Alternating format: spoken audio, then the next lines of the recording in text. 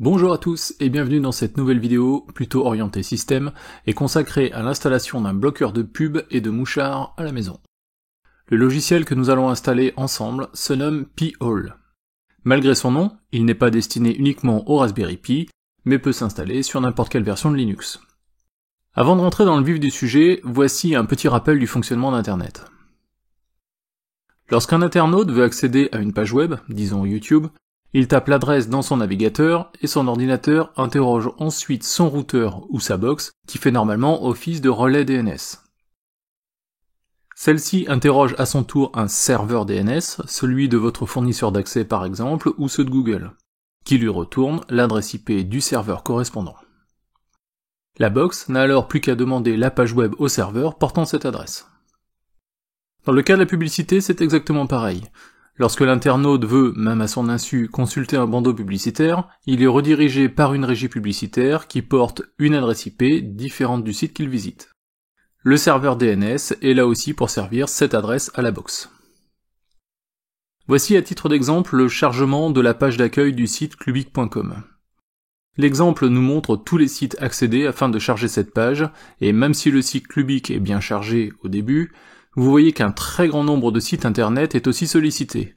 Ce sont pour la plupart des sites de régie publicitaire ou des trackers. Ce que nous allons faire pour contrer tout cela, c'est rajouter un programme, Pi-hole donc, qui va jouer le rôle de relais DNS à la place de votre box. Lorsqu'un internaute voudra consulter YouTube, Pi-hole servira la requête DNS, mais lorsqu'une demande sera effectuée sur une régie publicitaire, Pi-hole refusera. Cela aura même pour effet d'accélérer légèrement votre connexion internet, car beaucoup de requêtes DNS ne seront plus adressées. Cela n'a l'air de rien, mais il peut y avoir une dizaine de requêtes DNS sur une seule page web visitée, comme nous venons de le voir sur le site de Clubic. Au passage, cela filtrera aussi les mouchards installés sur vos tablettes et smartphones. Bien, passons maintenant aux choses sérieuses. J'ai choisi d'installer Pi-hole sur une machine virtuelle de ma Freebox Delta, mais vous pouvez le faire sur un Raspberry Pi fraîchement installé. Cela fonctionne tout aussi bien. L'avantage de l'installer sur ma box, c'est que celle-ci est allumée 24 heures sur 24 et ne nécessitera pas d'alimentation supplémentaire. Pour installer cette VM, ou machine virtuelle, cliquez sur le bouton dans l'interface d'admin de la Freebox, puis cliquez sur le plus. Notez que j'ai déjà une VM qui tourne actuellement. Choisissez un nom, par exemple Pi-hole, et allouez des ressources. Préférez 2 CPU et 512 MB si c'est la seule machine qui tournera sur votre Freebox, sinon un CPU et 256 MB de RAM suffiront amplement, Pi-hole n'est pas gourmand. Cliquez ensuite sur choisir un système d'exploitation préinstallé, puis suivant.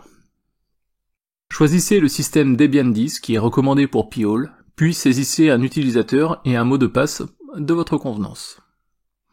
La Freebox va ensuite télécharger automatiquement l'image de la Debian 10 pour vous. Profitez-en pour réduire un peu la taille du disque alloué à 30 Go. Selon la vitesse de votre connexion, cela peut être long, voire même très long, voire même interminable.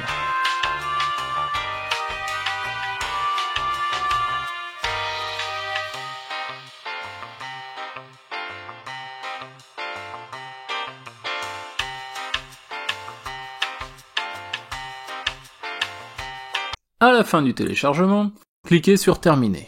Démarrez votre nouvelle VM et ouvrez une console pour vérifier que Debian démarre normalement.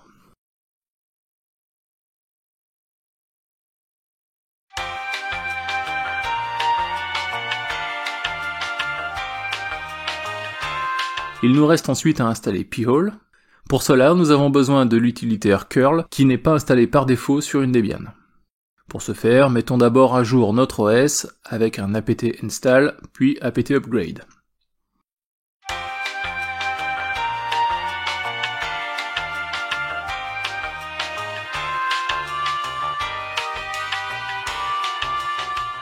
Ensuite, apt install curl pour installer l'utilitaire. L'installation de Pi-hole se fait à l'aide de cette ligne de commande.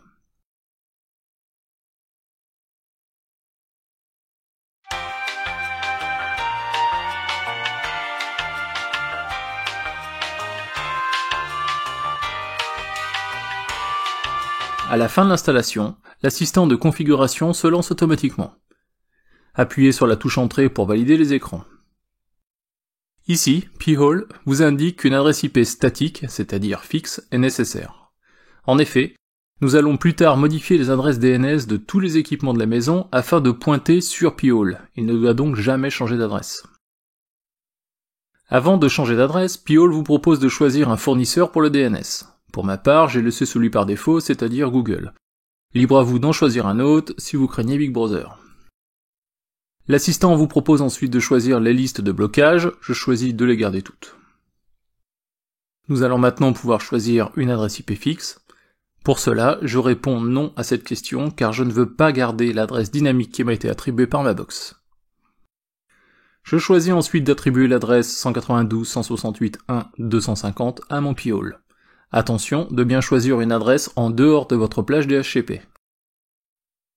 L'adresse de passerelle ne change pas, c'est toujours votre box qui permet d'accéder à Internet. Pi-hole demande ensuite si l'on veut installer l'interface d'administration en mode web. Répondez oui, c'est quand même plus sympa de pouvoir suivre ce qui se passe de manière graphique. Laissez les valeurs par défaut dans tous les choix suivants. Pi-hole se met ensuite à jour et l'installation est terminée.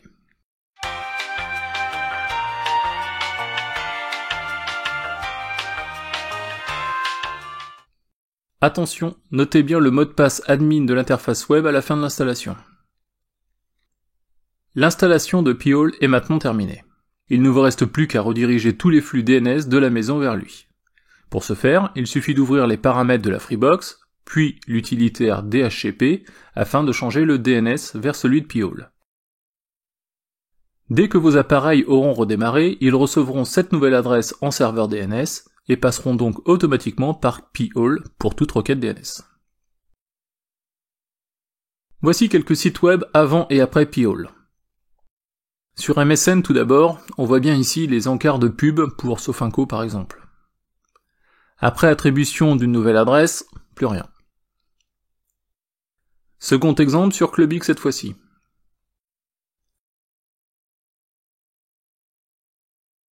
Après redémarrage, plus de pub. Pour terminer, faisons un peu le tour de l'interface d'administration de Pi-hole.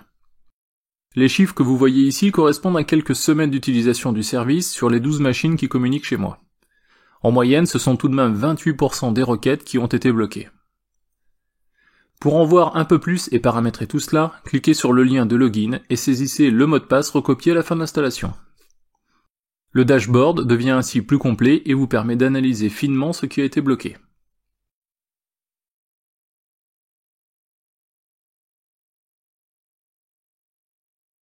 La whitelist, comme son nom l'indique, sert à ajouter des domaines qui ont été bloqués, mais que vous souhaiteriez rendre à nouveau disponibles. La blacklist, c'est l'inverse. Il suffit de saisir un nom de domaine ici pour qu'il ne soit plus accessible. Essayez Facebook par exemple. Le menu Disable sert à rendre inopérant Pi-hole pendant une certaine durée. Cela sert en cas de blocage d'un domaine alors que vous devez absolument vous y rendre pour une courte période.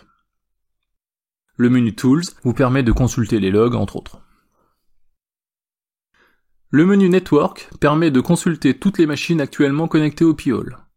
À ce propos, on peut voir que les machines Apple sont très gourmandes en requêtes DNS. #BigBrother. Enfin, le menu Settings permet de paramétrer le Pi-hole. L'onglet le plus intéressant est Blocklist, qui vous permettra de rajouter des listes de blocage de domaines. Ces listes, vous en trouverez sur internet en tapant Pi-hole Blocklist. Dans l'onglet DNS, on retrouve notre DNS externe choisi lors de l'installation. Dans l'onglet DHCP, on peut activer ou non le DHCP interne. Attention, votre box joue déjà probablement ce rôle et l'activer pourrait perturber le fonctionnement de vos appareils. Voilà pour cette installation de Pi-hole à la maison. Pour ma part, je l'utilise depuis 2 mois et je dois dire que j'en suis très satisfait. La distribution est stable et l'utilisation totalement transparente. J'espère que cette vidéo vous aura plu, n'oubliez pas le pouce vers le haut et le lien pour s'abonner si ce n'est déjà fait.